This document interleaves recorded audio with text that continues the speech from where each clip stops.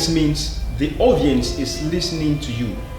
It is with these words I welcome you all to the 6th edition of course, the Antiglossophobia, reaching here live on Multimedia Plus Online Television and of course our Facebook page, the Antiglossophobia Academy. I am your host, Augustin Martinez.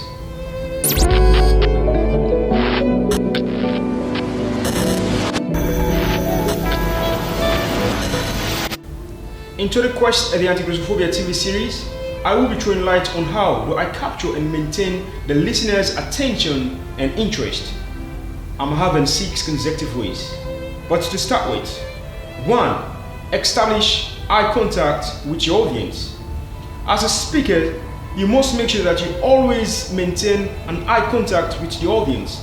It might seem very much unusual because some speakers feel nervous or shy whenever they are speaking to a large group of people to look them directly into the eyes. As a speaker, you must make sure that you look directly into the eyes of the audience to make sure that you not only maintain or capture their interest, but also to have an inspiring opening or start.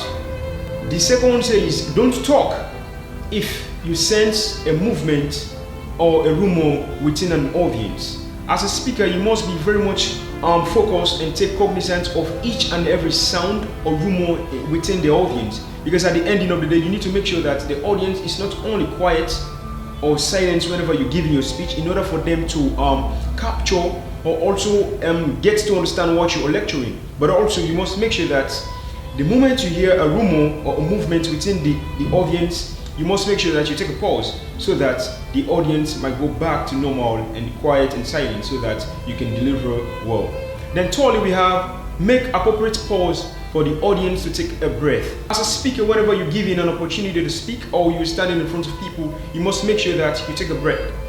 You take a break and pause so at the ending of the day, the audience can make sure that they don't only understand you, but also they get to learn everything you're speaking. Your movement, your gesture, your demonstration all count a lot, so that at the ending of the day, if you were talking to a particular individual, if you're demonstrating, make sure that you not only look into their eyes, but as well try to take a pause so that they understand exactly what you are passing on to them or what you're presenting. Then the fourth one says use interesting and powerful aids. Of course, if you're given the opportunity to give a presentation and you are utilizing a projector or you are using aids so far, at the ending of the day, it is advisable for you to use much more interesting one that can make the audience understand exactly what you're lecturing. For instance, if I am giving a lecture on public speaking, I must make sure that I utilize visual aids that has to do with an individual demonstrating, an individual doing a stage mannerism that as well will create an image in the mindset of the audience. Then the fifth one says talk from your personal experience and tell humorous stories that is relating to the subject matter. As a speaker, you must utilize your experience in public speaking field and also utilize humorous stories that is relating to the subject matter. For instance, if you're given an opportunity to say something or to speak on a topic that has to do with success, I believe you've succeeded before. Make sure you utilize that of your personal experience when it comes to success and deliberating to the people on addressing subject matter. So at the end of the day, the people will as well respect the story that you did. Tell them whenever you're given a speech, say, oh wow, I went to a program and the speaker did tell us a story about his success or about his failures. So at the ending of the day, this will be remain in their minds or their brain as audience. Then the sixth one or the very last one has to do with make your speech very much precise.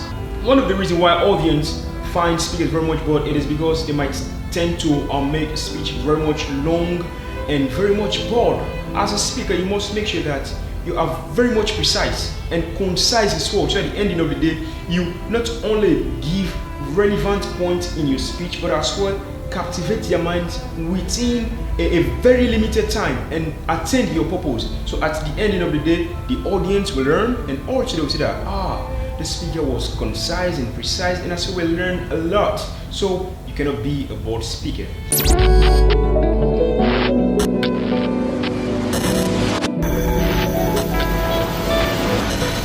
In my concluding statement, I must remind everybody out there who wants to be a very good speaker in maintaining and capturing or captivating the mindset of your listeners' attention and of course that of their interest. You must make sure that you always and at all time maintain eye contact with your audience and making sure that you look into their eyes directly. People might be feeling shy or one way or the other find it very much unusual to look into the eyes of the audience, but it is something you have to maintain.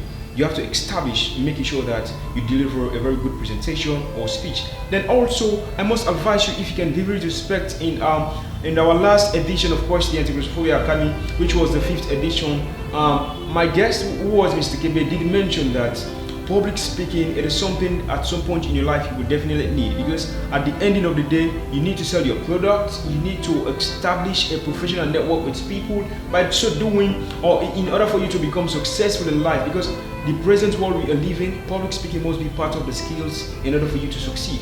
By so doing, you need to learn the skills of public speaking, and also you need to learn how to captivate and also capture the minds of your audience. Just like Mr. Kebe said at the last time, that in order for you to establish a very good relationship or a professional network with an individual who is a tycoon or business tycoon, you need to make sure that the very chance you are given, you nailed it. That is why you must make sure that you are always prepared in delivering a speech, or whenever you're given an opportunity to meet with an individual to pitch your idea, be very much tough, give your best.